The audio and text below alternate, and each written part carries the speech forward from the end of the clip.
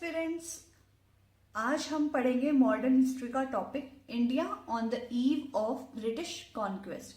हमने अभी तक देखा कि सबसे पहले इंडिया में कौन आया था। यूरोपियंस में पोर्टुगीज आए थे, सेकंड डच आए थे, थर्ड इंग्लिश आए थे, फोर्थ डेन्स आए थे एंड फिफ्थ सबसे लास्ट में फ्रेंच आए थे।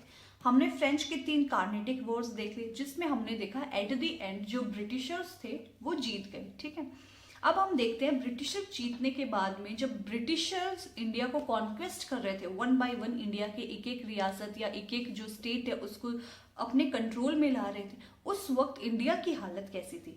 India on the eve of the British conquest, जब ब्रिटिश कॉन्क्वेस्ट कर रहा था तो इंडिया की हालत कैसी थी, इंडिया में कैसी सिचुएशन थी, कैसी इकोनॉमिक कंडीशंस थी, कैसे वहां रियासतें चलती थी, क्या क्या हो रहा था, कौन रूल कर रहा था और कौन कौन से चैलेंजेस थे। तो हम शुरू करते हैं। 18th सेंचुरी जब स्टार्ट हुई, 18th सेंचुरी स्टार्ट होते होते क्या हुआ, end of the Mughal rule start, Mughal rule का एंड स्टार्ट हो गया। ठीक है, क्या चैलेंजेस थे भाई, मुगल्स के सामने क्या चैलेंजेस थे कि मुगल रूल डिक्लाइन करना शुरू हो गया। चैलेंजेस बिफोर मुगल्स, मुगल्स के सामने क्या चैलेंजेस थे, तो हम वन बाय वन करके देखते हैं। कुछ एक्सटर्नल चैलेंजेस थे, कुछ इंटरनल चैलेंजेस थे। एक्सटर्नल चैलेंजेस में क्या था वो हम देखते हैं। तो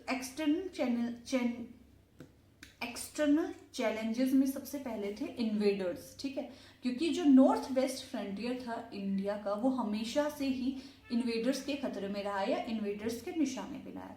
तो एक्सटर्नल चैलेंजेस में सबसे पहले आते हैं इन्वेडर्स। इन्वेडर्स में जो इन्वेड किया सबसे पहले किया नादिर शाह। ठीक है, नादिर शाह जो थे उन्होंने इन्वेड किया इंडिया पे। ये कौन थे, ये एक पर्शियन रूलर थे जिन्होंने इंडिया पे अटैक किया 1738 और 39 में। ठीक है, नादिर शाह की मौत हो गई 1747 में। ठीक है, इसके बाद में नादिर शाह ने क्या किया, लाहौर को कन्क्वायर किया। भाई लाहौर भी उस वक्त इंडिया का ही पार्ट था, इन्होंने लाहौर को कन्क्वायर किया। ठीक है, इन्होंने दिल्ली को लूटा। ठीक है, दिल्ली से लूट कर यहाँ से पिकॉक थ्रोन भी लूट लिया था इन्होंने। ठीक है, इनकी जब डेथ हो जाती है 1747 में तो नादिर शाह को सक्सीड करते हैं अहमद शाह अब्दाली। ठीक है, अहमद शाह अब्दाली सक्सीड करते हैं नादिर शाह को। अहमद शाह अब्दाली क्या करते हैं, फिर 1757 में ये दिल्ली को कैप्चर कर लेते हैं। ठीक है, दिल्ली को कैप्चर करने के बाद में क्या करते हैं, अहमद शाह अब्दाली वापस चले जाते हैं और जो आलमगीर सेकंड है जो कि मुगल एम्परर है उनको एज ए केयर टेकर यहाँ छोड़ देते हैं। उन्हें कहते हैं कि ये जगह मेरी है, इसका ओनर मैं हूं, बट तुम एज ए केयर टेकर इसका ध्यान रखो, तुम एज ए एम्परर इसका ध्यान रखो, बट तुम मेरे अंडर कंट्रोल में रहोगे। ठीक है, अहमद शाह अब्दाली के बाद में यहाँ एक और को छोड़कर गए हैं जो कि है नजीब उद दौला, जो कि रोहिल्ला चीफ थे, जो कि मीर बख्शी भी थे। मीर बख्शी जो नजीब उद दौला जो मीर बख्शी हैं, जो सेना के सेनापति होते हैं, ठीक है, वो एक रोहिल्ला चीफ थे। ठीक है, अब क्या करते हैं, मराठा जो है इनकी लड़ाई मराठास के साथ भी चलती है, जो मराठा है वो इनको हरा देते हैं। Abdali defeated Maratha in third battle of Panipat. जो अब्दाली है, मराठा नहीं, अब्दाली जो है ये कौन है, अहमद शाह अब्दाली। अहमद शाह अब्दाली जो क्या करते हैं वो मराठास को हरा देते हैं। कब, थर्ड बैटल ऑफ पानीपत जो होती है उसमें अहमद शाह अब्दाली मराठास को हरा देते हैं। अब हमने एक्सटर्नल चैलेंजेस तो देख लिया, अब इंटरनल चैलेंजेस क्या थे मुगल डिक्लाइन के लिए। इसमें सबसे पहले है वो है वीक रूलर्स आफ्टर औरंगजेब। भाई जो औरंगजेब जो था उसके बाद में मुगल एम्पायर में जो भी एम्परर्स आए वो वीक रूलर थे, वो उतने कैपेबल नहीं थे कि वो इतने बड़े वास्ट एम्पायर को संभाल सके। एक चैलेंज ये था कि वीक रूलर्स थे। ठीक है, वीक एम्परर्स थे। वीक एम्परर्स में आया कौन, सबसे पहले आए बहादुर शाह वन। कौन थे, ये थे औरंगजेब के बेटे। ठीक है, जिन्होंने रूल किया 1707 से 1712 तक। ठीक है, कौन थे ये बहादुर शाह, फर्स्ट हम देखते हैं। औरंगजेब हुए, औरंगजेब के बेटे थे मुज़्ज़ाम, जो सबसे बड़े बेटे थे। ठीक है, इनको टाइटल मिला था बहादुर शाह। ठीक है, बहादुर शाह फर्स्ट का। ठीक है, तो औरंगजेब के बेटे थे मुज़्ज़ाम, जिनको टाइटल दिया गया था बहादुर शाह फर्स्ट। ये बने थे एम्परर, मुगल एम्परर, सबसे बड़े बेटे थे। इनकी एज थी जब ये एम्परर बने 63 ईयर ओल्ड थे। ठीक है, इनका एक और टाइटल था जो था शाह ए बेखबर। ठीक है, ये टाइटल किसने दिया था इन्हें, ये टाइटल दिया गया था काफी खान के द्वारा। ठीक है, अब जो मुजाम थे, जो बहादुर शाह फर्स्ट थी, इनकी डेथ हो गई थी 1712 में, ठीक है। किसने मारा था इन्हें? अब मुजाम खान जो थे वो राजा बने, एम्परर बने। एम्परर कैसे बने? औरंगजेब के 2 और बेटे थे जिनका नाम था मोहम्मद आजम एंड काम बख्श। इन दोनों को मारकर, मुजाम ने इन दोनों अपने भाइयों को मारकर खुद जो है वो एम्पायर हासिल कर लिया या एम्परर बन गए। ये थे औरंगजेब के बाद में औरंगजेब के बेटे जिन्होंने रूल किया। अब बहादुर शाह फर्स्ट के बाद में कौन होता है? इनकी डेथ के बाद में आते हैं जहेंद्र शाह, जो रूल करते हैं 1712 से 1713। 1 साल के लिए रूल करते हैं, ठीक है। अब ये एम्परर कैसे बनते हैं? ये एम्परर ऐसे नहीं बनते कि सीधा एम्परर बन गए, नहीं। ये एम्परर बनते हैं emperor with the help of Zulfiqar, ठीक है। जुल्फिकार कौन थे? ये इनके प्राइम मिनिस्टर हुआ करते थे, जिनकी हेल्प से नोबल्स होते थे मुगल एम्पायर में, तो उनकी हेल्प से जहेंद्र शाह जो है वो मुगल एम्परर बनते हैं, ठीक है। अब जुल्फिकार जो है इनके प्राइम मिनिस्टर थे। इन्होंने क्या किया था? इजारा सिस्टम को इंट्रोड्यूस किया था। जहेंद्र शाह ने जजिया टैक्स को अबॉलिश किया था। अब हम देखते हैं कि जजिया टैक्स क्या होता है। जजिया टैक्स जो नॉन हिंदूज थे उन पर टैक्स लगाया जाता था कि मंदिर जाने पे, पूजा करने पे उनको टैक्स देना पड़े, अपने जो रिलीजन को फॉलो करने के लिए टैक्स देना पड़े। उस टैक्स को जजिया टैक्स बोलते हैं, जो कि जहेंद्र शाह ने अबॉलिश कराया था।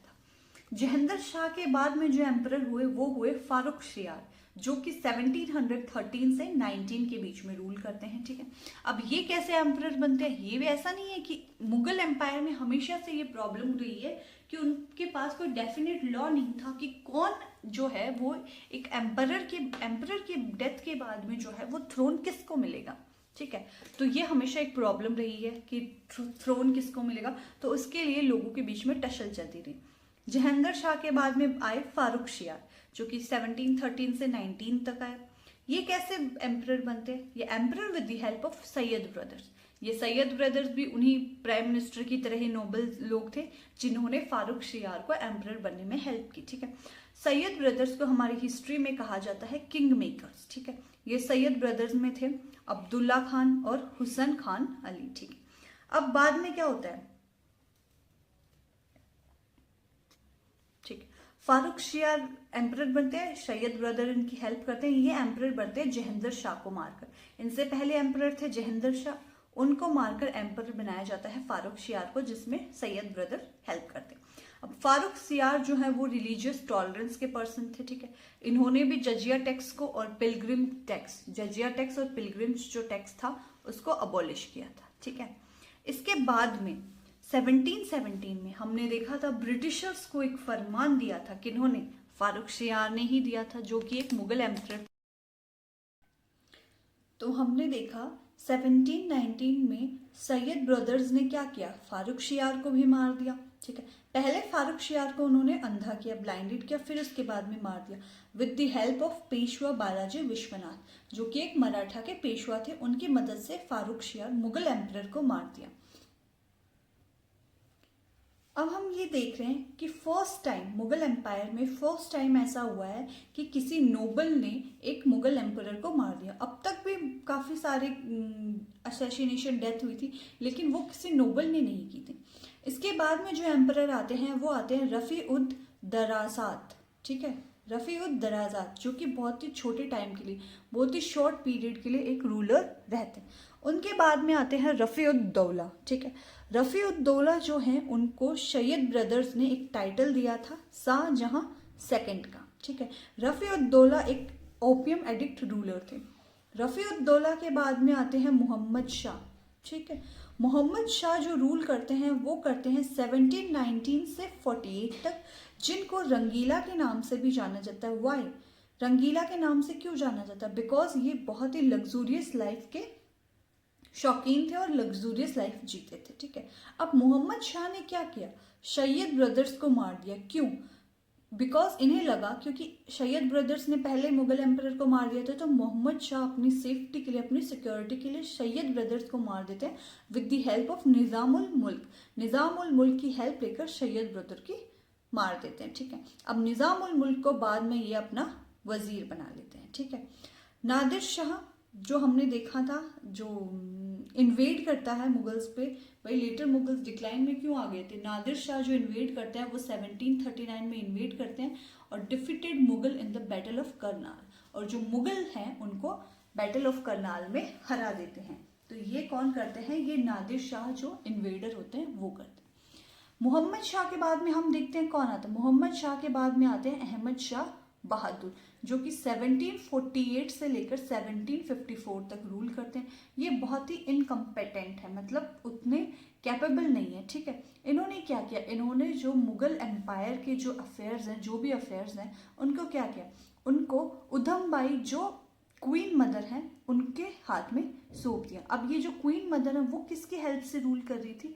तो ये रूल कर रही थी with the help of Zahid Khan, एक इंच था, इंच मतलब किन्नर, उसकी हेल्प से ये रूल कर रही थी, ठीक है।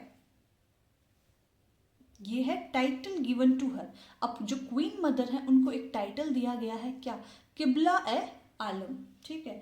अब अहमद शाह बहादुर के बाद में देखते हैं हम कि नेक्स्ट जो है वो कौन सा रूलर है। अहमद शाह बहादुर के बाद में जो मुगल रूलर आते हैं वो आते हैं आलमगीर सेकंड, जो कि 1754 से 59 तक रूल करते हैं। और ये आलमगीर सेकंड कौन है? Son of Jahandar Shah. हमने देखा था जिनको फारूक शियार ने मार दिया था, ठीक है। फारूक शियार ने किसकी हेल्प से मारा था? सैयद ब्रदर की हेल्प से, ठीक है। कब? During this battle of Plassey fort, 1757 की जो बैटल है ये हमने देखा 1754 से 59 तक रूल करते हैं। तो इनके रीन के दौरान ही, इनके रूल के दौरान ही बैटल ऑफ प्लासी का जो युद्ध है वो हुआ था। कब हुआ था बैटल ऑफ प्लासी? वो हमने देखा है, वो हुआ है 1757 में, ठीक है। इसके बाद जो रूलर आते हैं, मुगल एम्परर आते हैं, वो आते हैं शाहजहां सेकंड, ठीक है, जो 1759 से 60 तक रूल करते हैं, ठीक है। इनको जाना जाता है मुही उल मिलाद के नाम से भी, नोन एज मुही उल मिलाद। इनके बाद में आते हैं शाह आलम सेकंड, जो कि 1760 से 1806 तक रूल करते हैं। इनके टाइम पे जो बैटल्स लड़ी गई थी वो थी battle of Panipat 1761 and battle of Buxar, जो कि 1764 में लड़ी गई थी।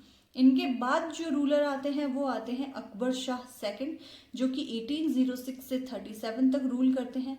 इन्होंने ही, अकबर शाह सेकंड ने ही जो राजा राम मोहन रॉय हैं उनके आगे जो राजा लगता है वो टाइटल किसको दिया था? राम मोहन रॉय को। अब ये राजा राम मोहन रॉय कौन है वो हम रिफॉर्मिस्ट में पढ़ेंगे। ये एक सोशल रिफॉर्मर थे, ठीक।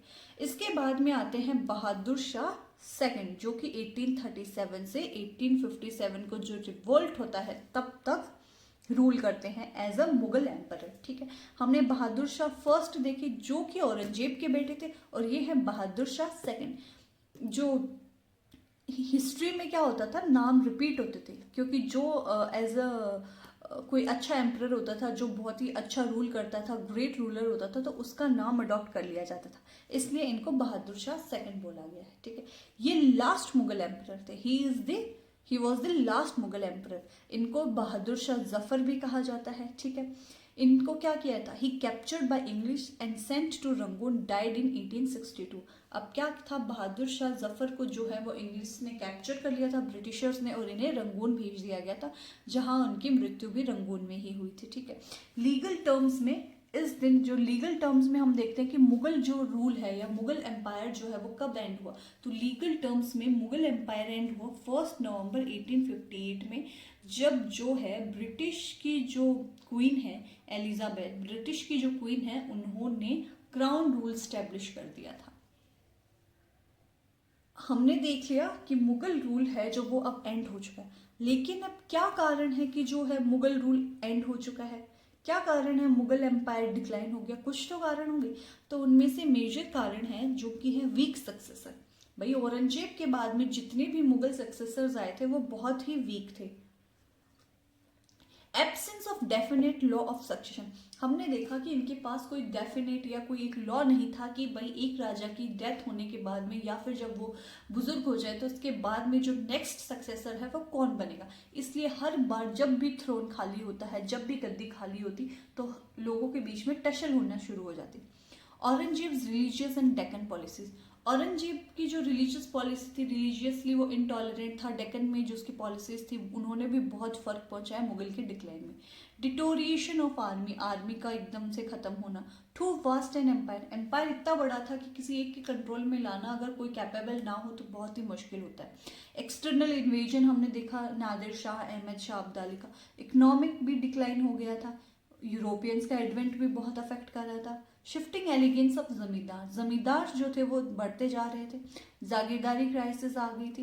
राइज ऑफ रीजनल एस्पिरेशन, काफ़ी सारे रीजनल जो स्टेट्स थे वो भी उठने लगे थे, वो भी कहने लगे थे कि हमें हमारा एक इंडिपेंडेंट स्टेट चाहिए, हम किसी के अंडर काम नहीं करें।